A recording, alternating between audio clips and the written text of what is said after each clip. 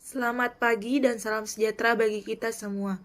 Perkenalkan, nama saya Hiskia Herlina Evangelista Silalahi dari kelas hukum 4A.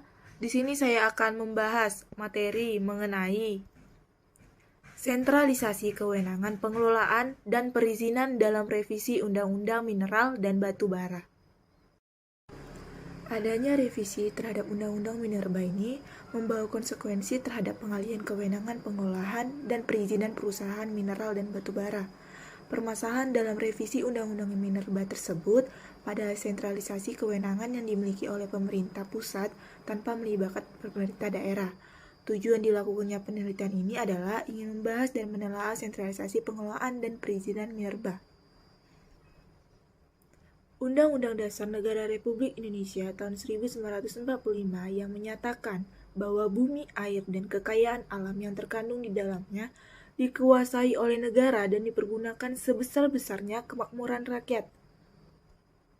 Kata dikuasai ini memiliki makna bahwa pengelolaan semua sumber daya alam, termasuk bahan galian pertambangan, berada di tangan negara atau pemerintah, meliputi kewenangan dalam mengurus, mengatur, serta mengawasi secara luas guna mewujudkan kemakmuran bagi seluruh rakyat Indonesia, bukan untuk kepentingan orang seorang.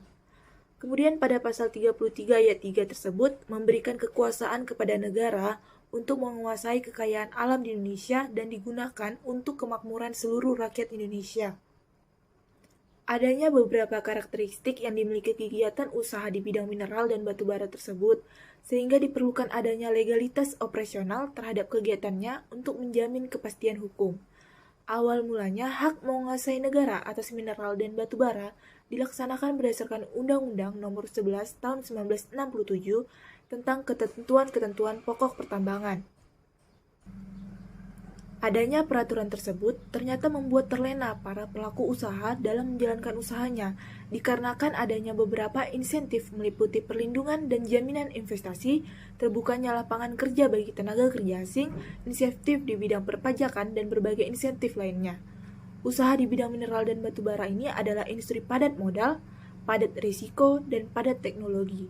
Usaha di bidang mineral dan batu bara juga tergantung kepada faktor alam yang akan mempengaruhi lokasi di mana cadangan bahan galian. Kemudian mengenai perbandingan kewenangan pengelolaan dan perizinan pertambangan berdasarkan undang-undang lama dan yang baru.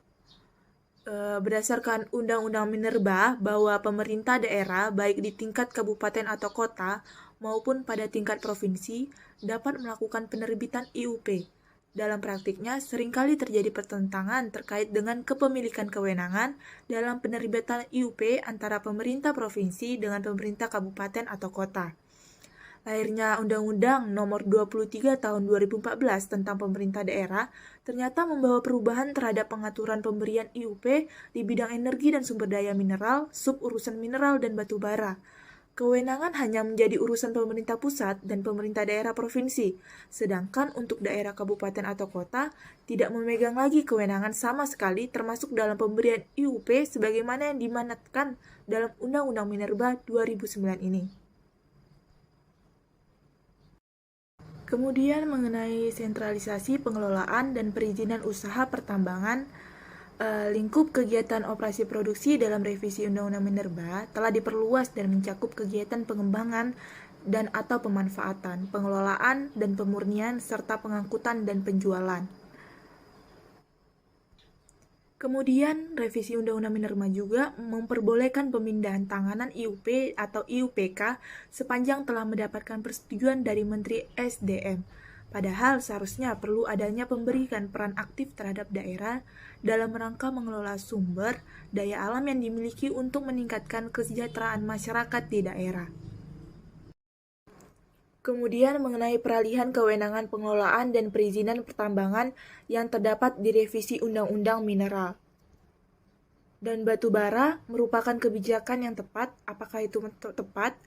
Secara prinsip, pemerintah baik antara pemerintah daerah dan pemerintah pusat maupun sebaliknya harus menerapkan sistem koordinasi dalam setiap pelaksanaan tugas dan tanggung jawabnya masing-masing. Hal ini dikarenakan Indonesia tidak mengenal sistem pemisahan kewenangan, namun yang dianut Indonesia adalah sistem pembagian kewenangan, termasuk dalam urusan pengelolaan dan perizinan usaha di bidang minerba.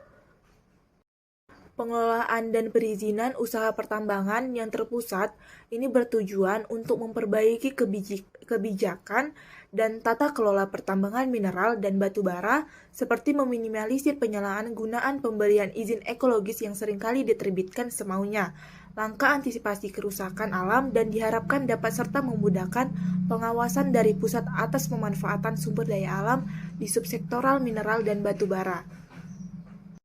Jadi, kesimpulannya revisi terhadap Undang-Undang Minerba merupakan bentuk langkah penyederhanaan perihal perizinan usaha pertambangan, namun dikhawatirkan kebijakan yang memudahkan pelaku usaha ini menyebabkan makin banyaknya kerusakan lingkungan yang ditimbulkan akibat aktivitas usaha pertambangan. Walaupun memang daerah diberikan 0,5% dari hasil kegiatan pertambangan, hal ini tidak sebanding dengan besarnya resiko kerusakan baik lingkungan sosial maupun ekonomi yang akan dialami pasca tambang. Baiklah, cukup sekian materi yang bisa saya bahas. Saya minta maaf apabila saya ada salah kata dalam penyebutan penjelasan atau pembahasan tadi. Saya akhiri, selamat pagi.